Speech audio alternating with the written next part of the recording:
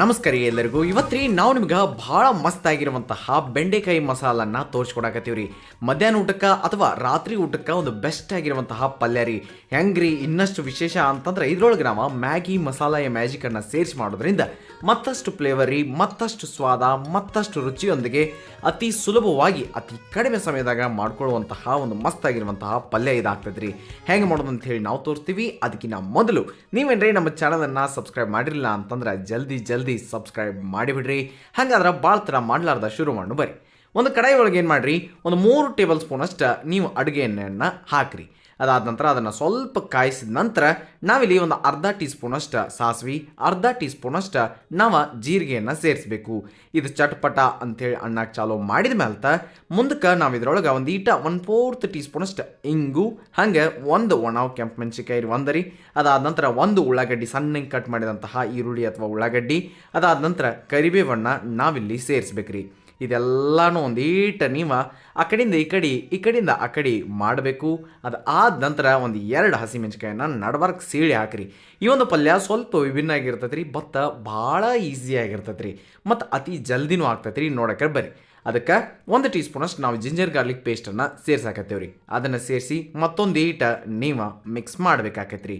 ಇನ್ನು ಮುಂದಕ್ಕೆ ಏನು ಮಾಡೋಣಪ್ಪ ಅಂತಂದ್ರೆ ಇದ್ರೊಳಗೆ ನಾವು ಎಷ್ಟು ಬೇಕೋ ನೋಡ್ಕೊಂಡು ಅಷ್ಟು ಕೆಂಪು ಖಾರದ ಪುಡಿ ಅಥವಾ ಅಚ್ಚ ಖಾರದ ಪುಡಿ, ಒಂದು ಅರ್ಧ ಟೀ ಸ್ಪೂನ್ ಅಷ್ಟು ಅರಿಶಿನ ಪುಡಿ, ಹಾಗೆ ಒಂದು ಅರ್ಧ ಟೀ ಸ್ಪೂನ್ ಅಷ್ಟು ಧನಿಯಾ ಪೌಡರ್ ಅಥವಾ ಕೊತ್ತಂಬರಿ ಕಾಳಿನ ಪುಡಿ ರೀ. ಇಷ್ಟು ಹಾಕಿ ರುಚಿಗೆ ತಕ್ಕಷ್ಟು ಉಪ್ಪನ್ನು ಸೇರಿಸೋದು ಮರೆಯೋಕ್ಕೆ ಹೋಗಬೇಡ್ರಿ. ಇಷ್ಟ ಆದ ನಂತರ ಇದನ್ನು ಸ್ವಲ್ಪ ಆ ಕಡೆಯಿಂದ ಈ ಕಡೆಯಿಂದ ಆ ಕಡೆ ಇದಂತೂ ನಿಮಗೆ ಗೊತ್ತಿರ್ತದೆ ರೀ, ಚೆನ್ನಾಗಿ ಮಿಕ್ಸ್ ಕೊಡ್ರಿ. ಗೊತ್ತಾತಿರ್ಲೆ. ಇನ್ನು ಮುಂದಕ್ಕೆ ಏನು ಮಾಡೋಣಪ್ಪ ಅಂತಂದ್ರೆ ಇದು ಸ್ವಲ್ಪ ಹಿಂಗೆ ಚೆನ್ನಾಗಿ ಎಣ್ಣೆ ಬಿಟ್ಟು ಕುದಿಯತ್ತಿರ್ತೈತಿ. ಅವಾಗ ಒಂದು ಟೊಮ್ಯಾಟೋವನ್ನು ಪ್ಯೂರಿ ಮಾಡಿ, ಅಂದ್ರೆ ಟೊಮ್ಯಾಟೋನ ರುಬ್ಬಿ ನೀವು ಇಲ್ಲಿ ಹಾಕಬೇಕ್ರಿ.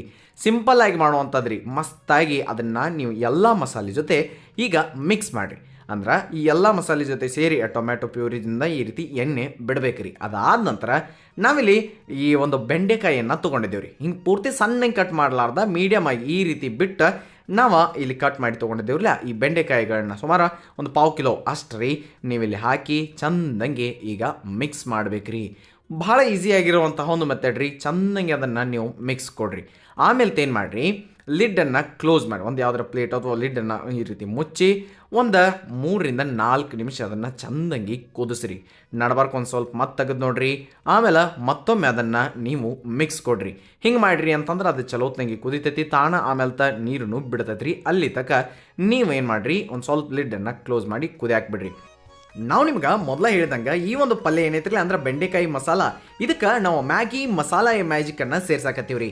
ಯಾಕ್ರಿ ಅಂತಂದ್ರೆ ಈ ಒಂದು ಮಸಾಲೆ ಒಳಗೆ ಹಲವಾರು ರೀತಿಯ ಮಸ್ತಾಗಿರುವಂತಹ ಮಸಾಲೆಗಳನ್ನ ಆಗ್ಲೇನ ರೀ ಚಂದಂಗೆ ಅಂತಂದ್ರೆ ಲವಂಗ, ಏಲಕ್ಕಿ, ಜಾಜಿಕಾಯಿ ಇಂಥವನ್ನ ಎಲ್ಲವನ್ನ ಚಲೋತ್ನಂಗೆ ರೋಸ್ಟ್ ಮಾಡಿ ಬ್ಲೆಂಡ್ ಮಾಡಿರ್ತಾರೆ ರೀ. ಇದರಿಂದ ಎಲ್ಲ ಪಲ್ಯಗಳಿಗೆ ಇನ್ನಷ್ಟು ರುಚಿ, ಇನ್ನಷ್ಟು ಸ್ವಾದ ಬರ್ತೈತೆ ರೀ. ನಾವು ಯಾವ ಮನೆಯಾಗ ಪಲ್ಯಗಳನ್ನ ಮಾಡ್ತಿರ್ತಿರ್ಲ ಅವಕ್ಕೆ ಎಲ್ಲವಕ್ಕನ್ನ ಬರೀ ಅಂದ್ರೆ ಆಲೂಗಡ್ಡೆ, ಬಿಂಡಿ, ಗೋಬಿ ಇಂಥವೆಲ್ಲದಕ್ಕೂ ಬರೀ ಒಂದು ಶಾಷೆಯನ್ನು ಹಾಕಿದರೆ ಸಾಕ್ರಿ.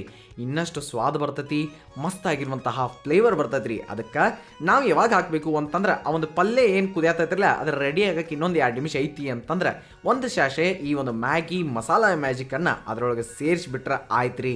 ಇಟ್ಟು ಮಸ್ತಾಗಿರುವಂತಹ ಬೆಂಡೆಕಾಯಿ ಮಸಾಲ ತಯಾರಾಗ್ತೈತೆ ರೀ.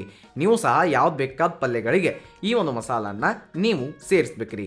ಚಂದಂಗೆ ಬರೀ ಒಂದು ಶಾಷೆ ಸಾಕ್ರಿ. ಅಟ್ಟ ಚಲೋತ್ನಂಗೆ ಆಗ್ತೈತಿ, ಮಸ್ತಾಗಿರುವಂತಹ ರುಚಿ ಬರ್ತೈತೆ ರೀ. ನಾವಿಲ್ಲಿ ಒಂದೇ ಒಂದು ಪ್ಯಾಕೆಟ್ ಅಥವಾ ಒಂದೇ ಒಂದು ಶಾಷೆ ಮ್ಯಾಗಿ ಮಸಾಲ ಮ್ಯಾಜಿಕನ್ನು ಸೇರಿಸಿದ್ದೇವ್ರಿ.